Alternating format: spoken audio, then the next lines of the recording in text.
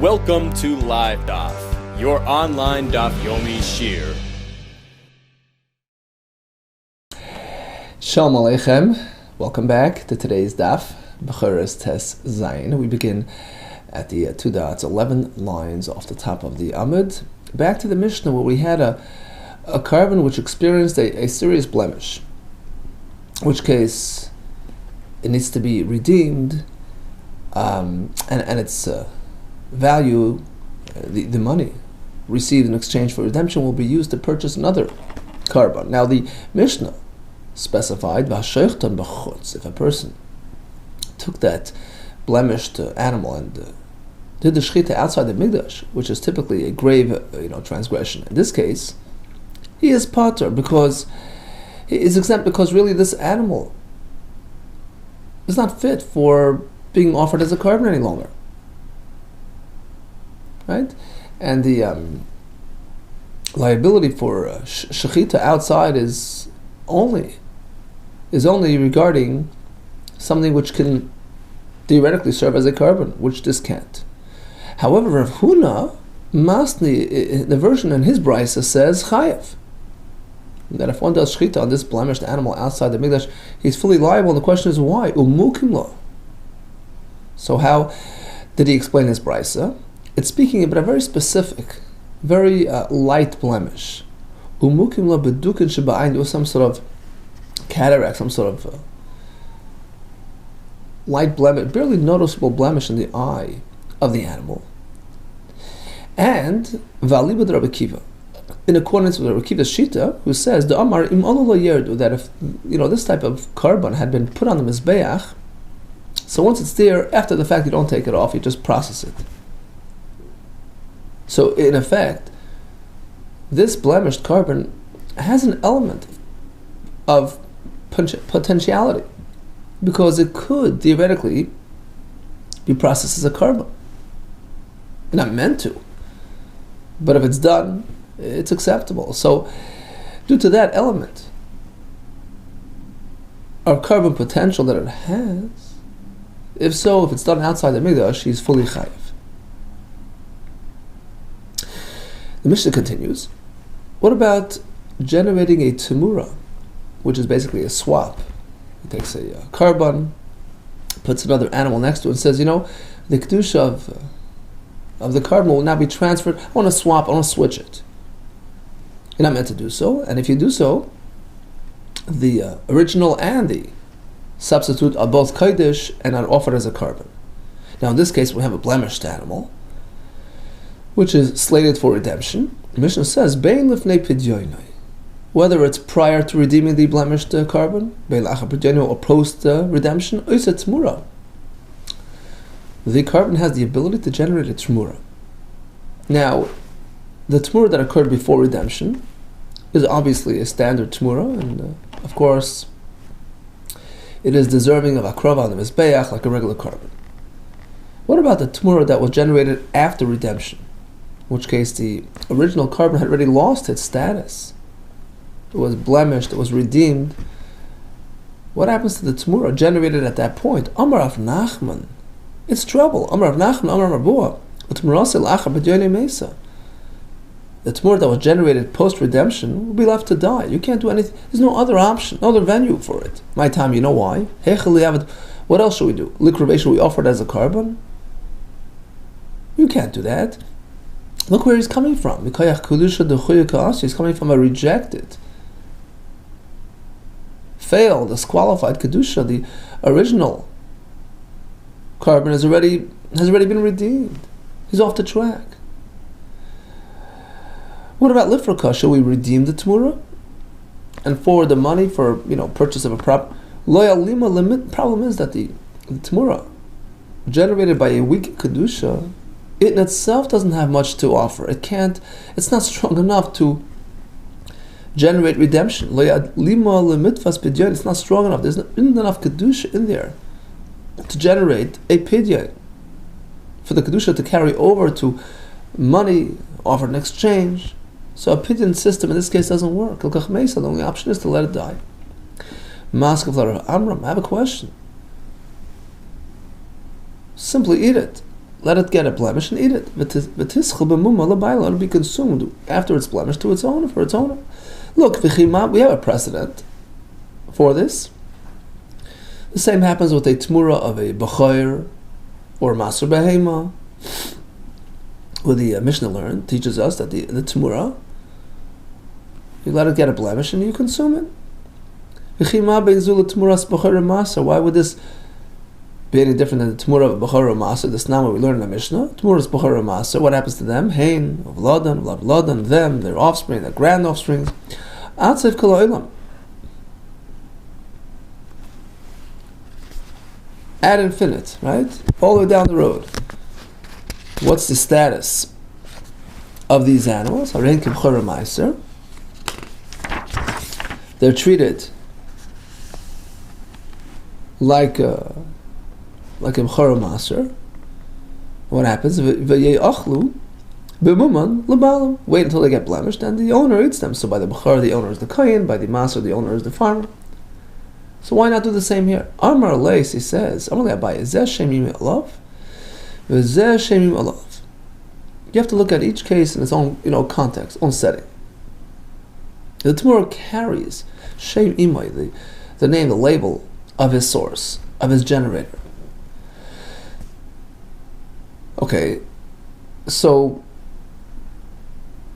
in the case of the Tmura of Bechor Maser, Zeh Shem Imoy Alav. So the Tmuras Bechor Maser Mikraya. So by the Tmura Bechor Maser, it has the name of his mother, meaning it's the mother or father. It's just an expression. It means the source, the original, the primary carbon that generated this Tmura. Right? The name, the label, the status of that original one encompasses the Tmura as well. Tmura of Bechor Maser is called Tmura Bechor Maser, right? Tmura Bechor Maser Mikraya, it's called as such. It's labeled as per the source. And thus, it has to be treated accordingly. So just like the source animal, the Bechor Maser, once it gets a mum, the owner eats it freely. Likewise, a Tmura of such will be eaten accordingly. As opposed to our Gemara, where it's a Tmura of a regular carbon oila, right? Etc. In our case, as well, the Tmura carries the name of his source. What's the name? What's the label here? Tmuras Kachim Mikra. It's called Tmura of a carbon. Okay, so we treat it accordingly. Ma Kachim Lemis Achli Elbepidin, just like a carbon cannot be consumed unless it's redeemed through blemished and redeemed. Av Tmura Son Nami Lemis Achli Elbepidin. Likewise, the Tmura will require pidyon prior to allowing its consumption. And in this case, pidyon is not relevant. It's not strong enough to generate a pidyon, as we explained. It's not strong enough to catch a pidyon, to transfer kedusha to the money, because it was a shaky, partial kedusha to begin with. The source animal had already been severely blemished and redeemed, and now we're talking about just a residual kedusha which is going to be transferred to the Tmura, and it's too watered down to actually generate another pidyon. In which case, there's no other option but to let it die. Tanik of Rav Nachman, there's a brayso which supports this view of Rav Nachman. How do we know that the Tmura of a Psul Mikdashim is left to die? Tamaleima Mimale Agera Tamei Hulachem. There's a pasuk referring to animals that exhibit some signs of kosher. Male Agera, choose its cut, and still it's Tamei. You cannot eat it. How could that be? This kind of case where inherently it's kosher, but since its status is problematic, it's off limits. Well, this pasuk is unavailable. It's needed for something else. To teach that there are 5 variations of chatas karbanos which are left to die. The 5 are as follows: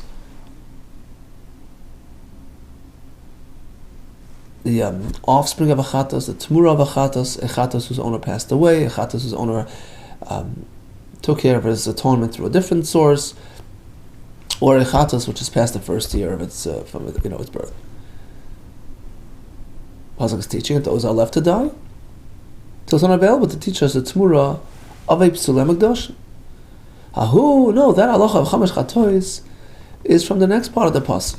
Pasuk speaks about even an animal has split hooves can still be off limits, such as the chamesh chatois hameses. Nafka, it's learned from there. We find the same in the Brisa, that the 5 chatois hameses are sourced in the other part of the pasuk. How do we know this halacha? Okay, which leaves the first part of the pasuk for our purposes. Ask the Gemara, why do we even need a pasuk for the 5 chatois? Chamesh chatois meis hilchos ha'gemira. It's based on halacha b'shem Sinai. We don't need a pasuk. Elo, you're right. Ki asa kol t'muras asham. Part B of the pasuk is coming to address a t'mura of an asham to make it unsuitable. Well, t'muras asham nami hilchosahi. Well, that's also sourced in halacha b'shem Sinai, because we have this ongoing formula. Kol shebachatas mesa. Any animal in a situation where if it were a chatas, it would be left to die, like the 5 variations we just discussed. Correspondingly, in a parallel situation in an asham, it's not put to death, but it's no longer suitable for akrava. It's left out, the farm to get blemished, etc. But asham is roya. It's left out, to pasture. Bottom line, once we establish that there are 5 chatois mesa, it's based on halacha l'moshe b'sinai, automatically we know likewise by asham, without any need for a pasuk. Elo, you're right. Lo'elam chamesh chatois mesas. The pasuk, part B of the pasuk, Mafrisi Parsa, is teaching regarding the 5 chatois. As per your question, we already have halacha l'moshe b'sinai. Both are needed. Each one teaches us a certain element regarding this halacha. V'yitzrakra, v'yitzrach. The pasuk is needed, and likewise the halacha. The if only from the pasuk. I would say, okay, the 5 chatois are disqualified from being offered as a carbon. You have to let it out in pasture, let it get a blemish, etc. But who says misa? Kamash malon hilchasa comes the halacha and adds lamisa. It's meant for misa. On the other hand, even hilchasa only from the halacha. I would say, okay, that's the preferred approach. But hechad avad v'ikri. Suppose he did differently, and he offered it as a carbon. V'achal mahani chamesh chatois, and he ate, from the chamesh chatois.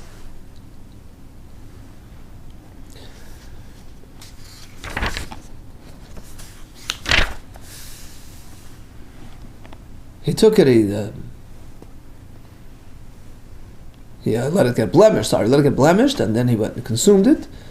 Maybe, it's not the end of the world. Isur Ika, okay, he committed an Isur because it was inappropriate, but Lav Leka, there's no Lav. He didn't violate a Lav. Kamash Malam comes to the pasuk and says, Di'ika Lav, there's a Lav as well. Okay, so the halacha tells you that the Misa is applied to the chamesh chatois, and the pasuk adds a lav as well. So that's all learned from Mafrisei Parsa. And the first part, Malagera, addresses our sugi, our gemara of a t'mura of a psul mikdashim, and disqualifies it as well.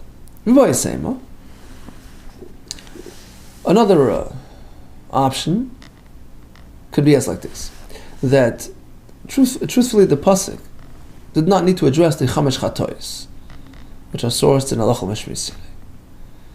Rather, the reason why the pasuk even referred to that is for comparative purposes.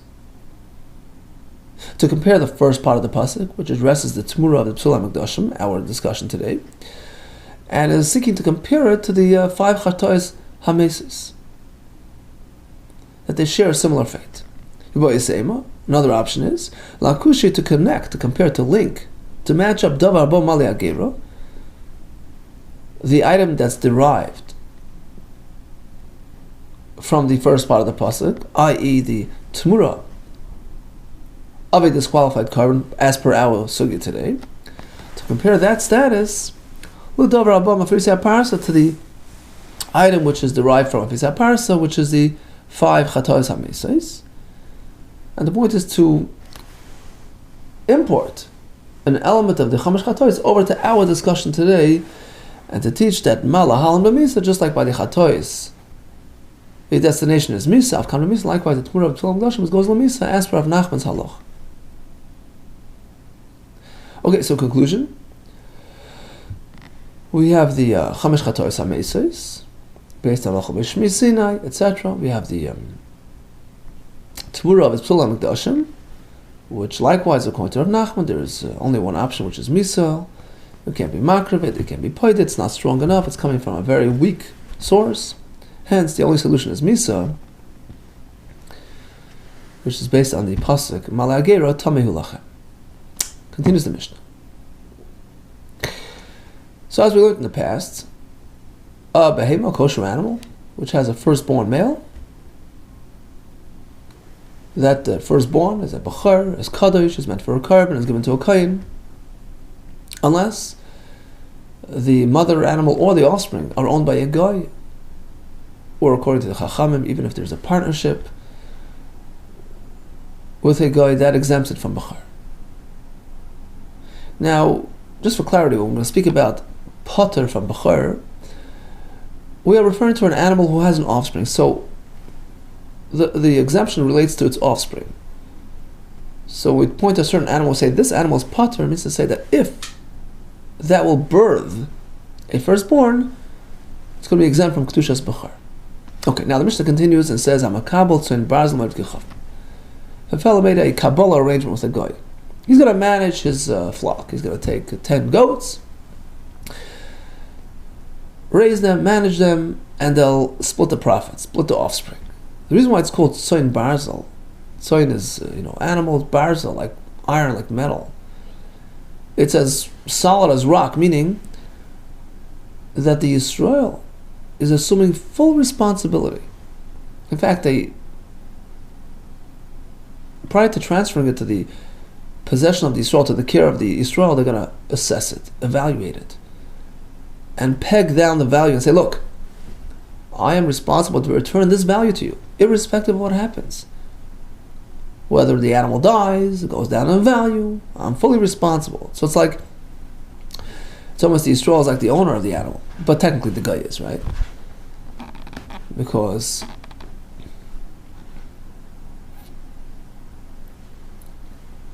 at the very least, the animal is going to be serving as a collateral for this obligation, for the Yisrael's commitment to return the value of that animal. So that animal is certainly considered owned. There's an element of ownership that the guy has in it. We'll discuss it in more detail in the Gemara. Okay, so that mother animal is certainly exempt from bechor. So her offspring, even if they're firstborn, pater. What about the next generation, which is meant to be split amongst the guy and the Yisrael? Okay, so let's just give them numbers. The initial handover animal is called number 1, the mother animal. That's certainly exempt. And again, when we speak about exempt, it means that if it has a firstborn, it's not going to be Kaddish B'Kedushas Bechor, because it's coming from a mother animal, which is owned by the guy. So that's number 1. The next generation, that's already, dividends. That's number 2. Generation beyond that is number 3. Something born from the declared dividend of the Yid. That will be called number 3. Now, what's the status of all these? Hamakabel tzoin barzel ma'at gechav. A person who is makabel, so he accepts upon himself. He takes a flock of animals with a Kabbalah arrangement, rendering him fully responsible for the well-being of the mother animal or for the value of it, and with an agreement to split any subsequent profits. Return number base. Lo sehen, their offspring. So we know we call them number 2, right?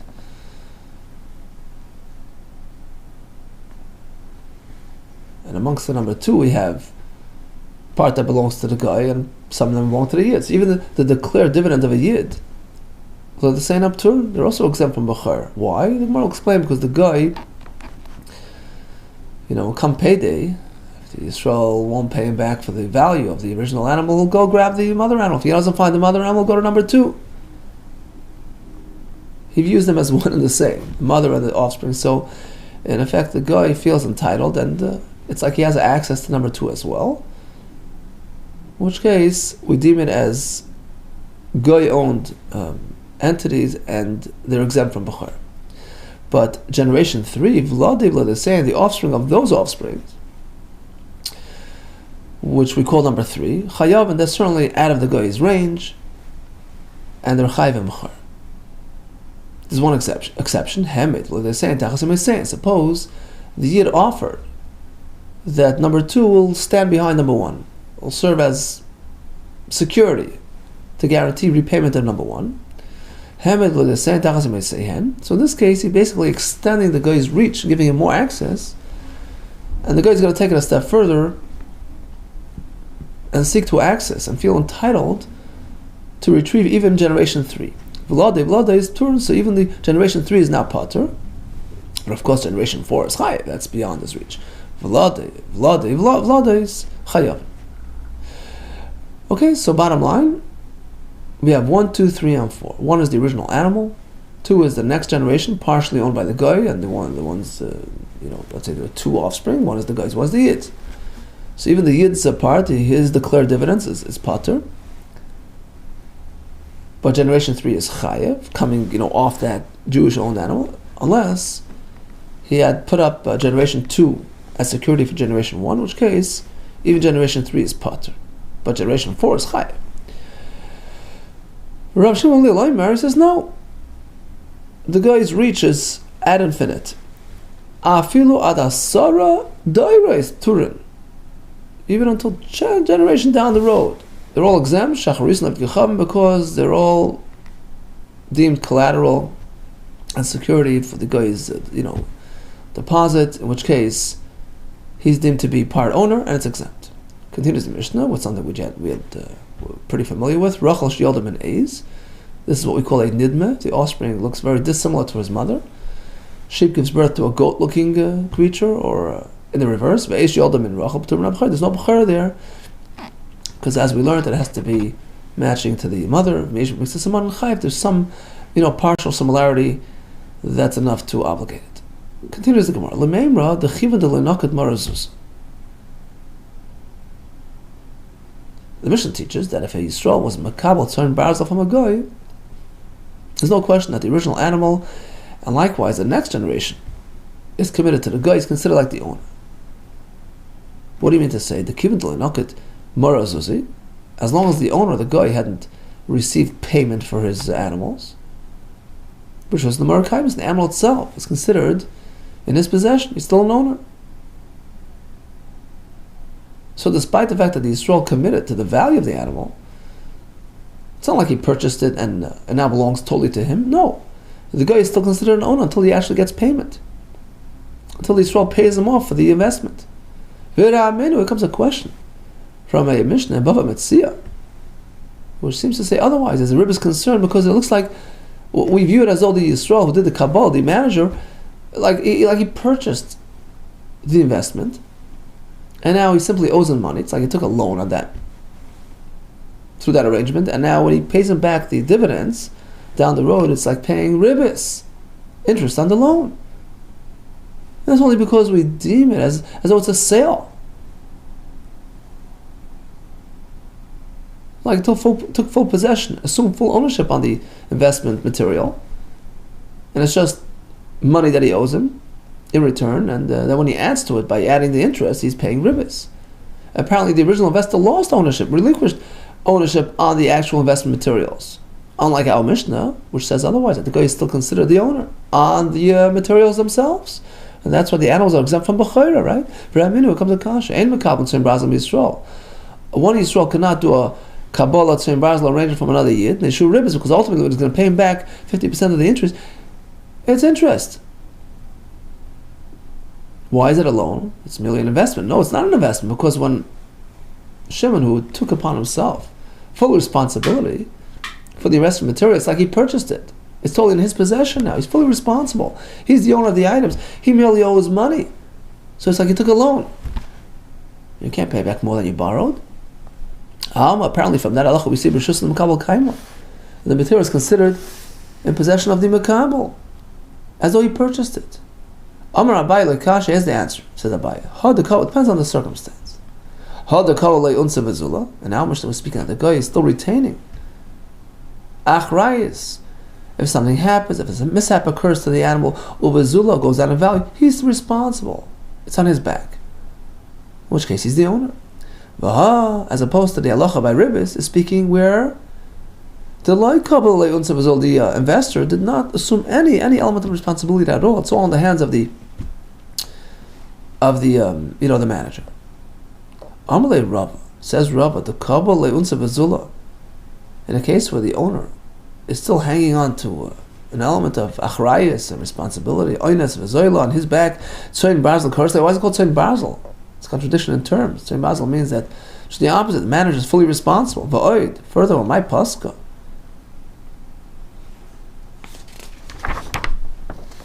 How could you split the same term? Used here it means one thing, used there it means something else. What does tzoyin barzal mean? One or the other, right? V'oid. Furthermore, the Tani Seifa.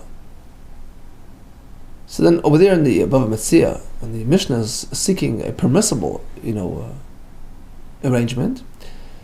The Mishnah strays off, so to speak, to a case where he did the arrangement with a guy, which carries no ribbis issues. That's when it's okay. Why bother speaking about a guy? You can do it between two Yidden also, if it was done correctly. Adatani Seifa.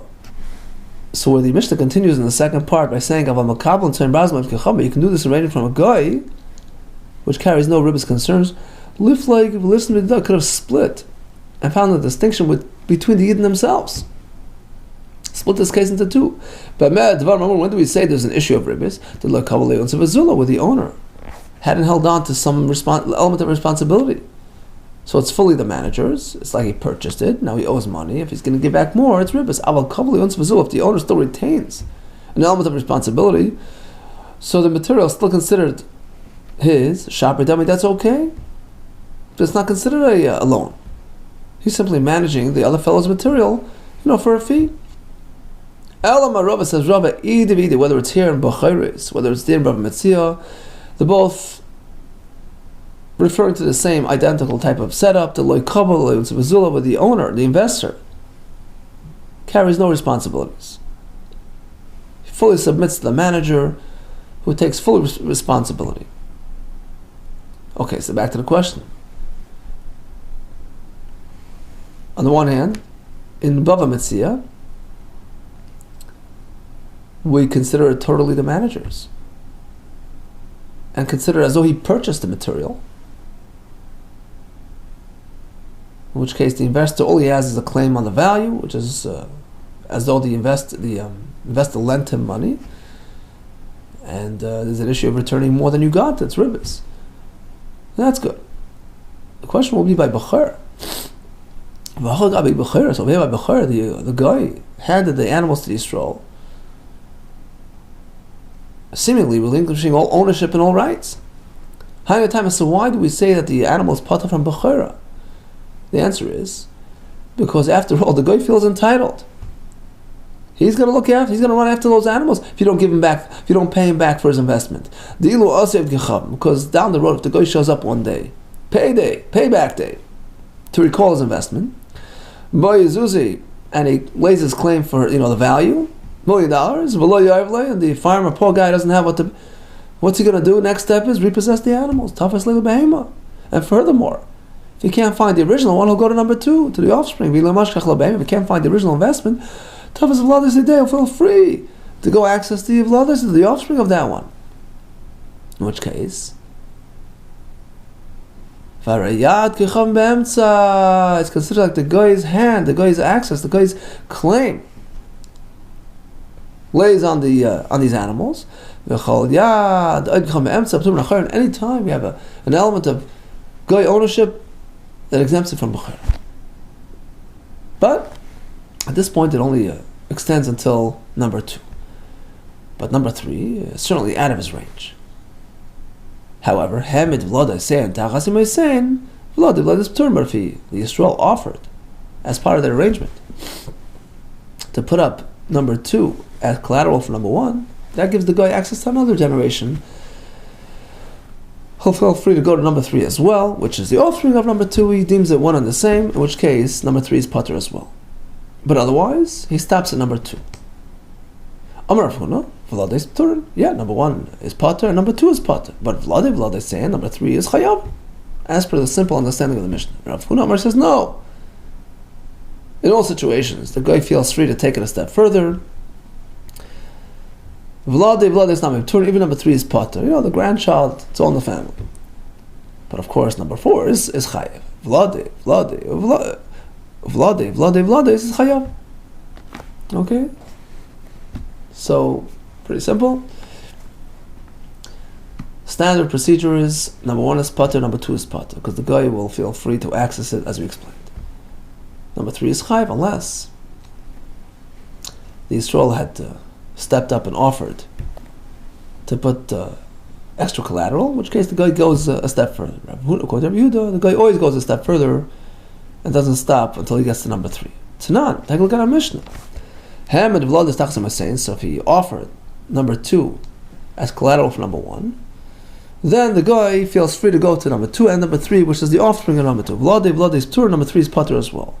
But only in this case do you exempt number 3. Time with the Hamid, that's only because he put it up as collateral. Hala Hamid would otherwise lie. The guy won't go to number 3.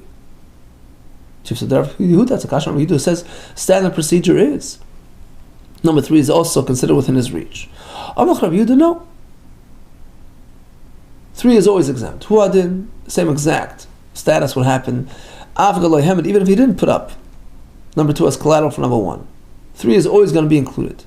Well, Kamashman, the point of this is to teach us that even if he did extend his reach, Afilu Hamid, even if he also gave him number 2, Afilu Hamid Nami du Urche Gcham Mitvas Bana, in which case the guy feels free to go to the offspring of the actual collateral, because again, he feels mother and child as one. So don't think that'll take it even a step further and go to the grandchild.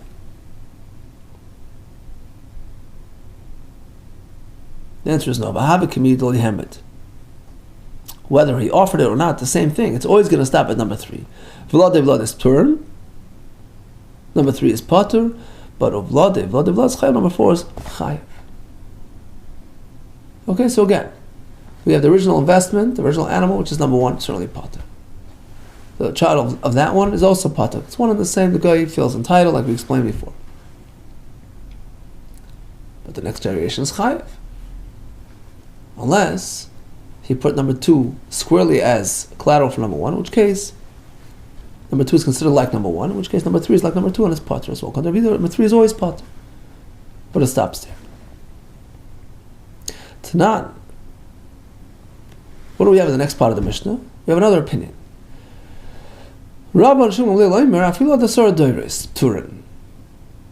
Don't stop at 2, at 3. Go down forever, ad infinite, even down to 10 generations. It's always exempt, because it's all, viewed as collateral for repayment of the investment, and it's considered, bound to the guy and owned by the guy to that extent, in which case it exempts it. The word is assuming that he was referring to the first part of the Mishnah where, standard procedure.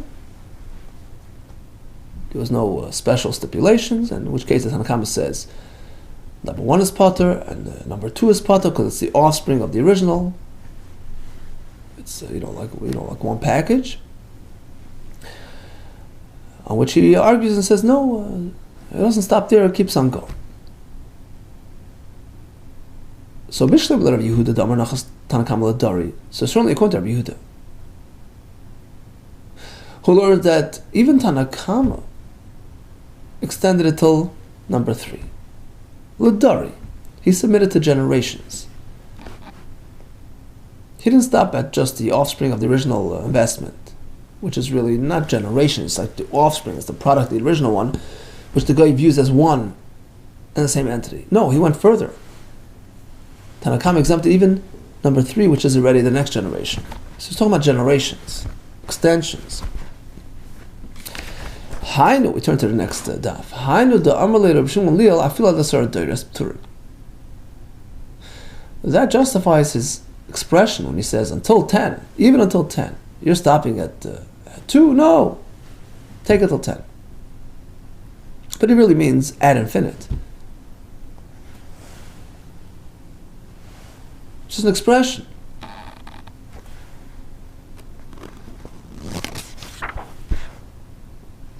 Why stop at 2? Go to 10. Right? But it really means forever. Perpetually. According to Rav Huna's approach, the Tanakama never went down to the next generation. He stopped at the product of the original one, that's it. Since it was produced by the actual original investment. But once we're dealing with, generation, so to speak, no. He didn't submit to that at all. Once we get past the original animal and its offspring, which is like one entity, once we get past that point, meaning the grandchild, it's out of bounds. That's not exempt. Tanakama did not submit, not relate to generations. So the question is, why do Shimon really express himself like that? No, I hold until 10.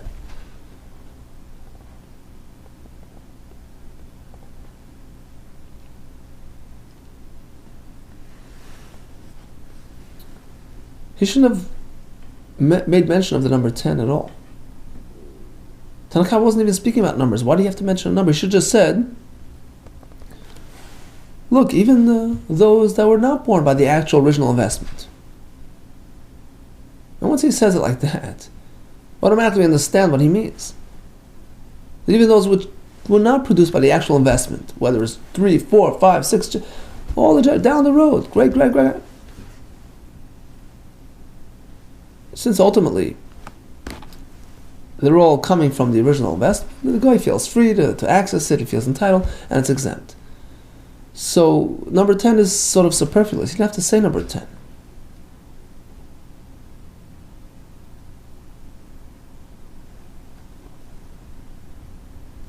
All you need to say is, look, even the grandchild, meaning, as opposed to Tanakama, who sticks only to the original investment and its offspring, because it's one and the same entity, it's the investment and the one birthed by the investment. I expand it to even further generations. And once he says it, once he makes that statement, automatically understand that there's no limit to it. Rav Huna will respond and answer to this like as follows. No, he's not talking about the standard procedure. He was referring to the next part of the Mishnah, where the manager had actually put up the next generation as collateral. And in that case, Tanakama also agrees that we take it a step further. And we do enter the generational, realm, meaning it goes until generation 3. To which Shmuel responds by saying, hey, don't stop there. Once you're entering generations, going past the original, go to 10. But it really means to say forever. He's going on the fellow who put up the next generation as collateral, the Nachladar, in which case Tanakama also submits to numbers now. He's going past the original and its offspring, going to the next generation, to number 3, and to the grandchild, to which Shmuel responds, don't stop there, go to 10. That's just an expression. Why stop at 3, go to 10, meaning forever. Tashmai comes another kasha. In this case, it's on Rav Yehuda.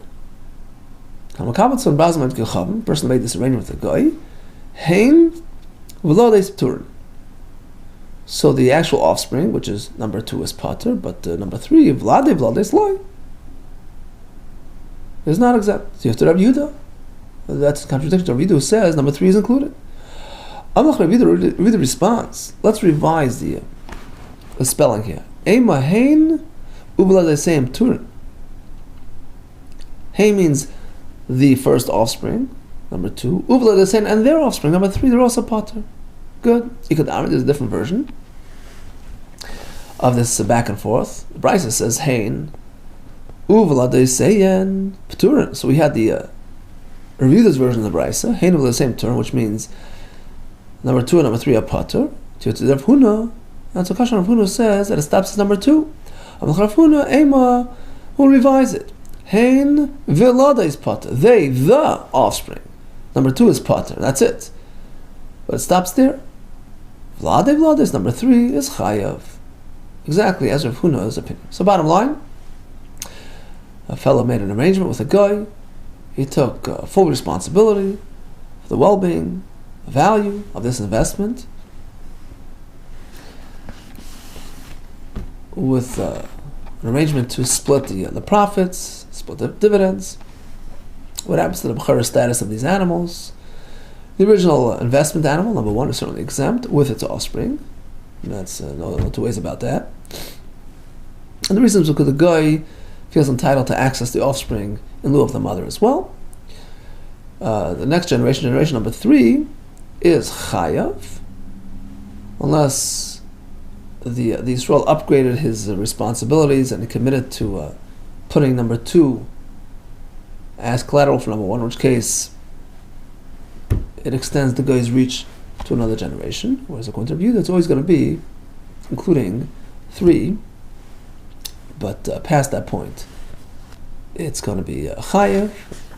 But according to Shmuel Gamliel, the Torah extends ad infinite. All the best to you and Atzlacha Rab.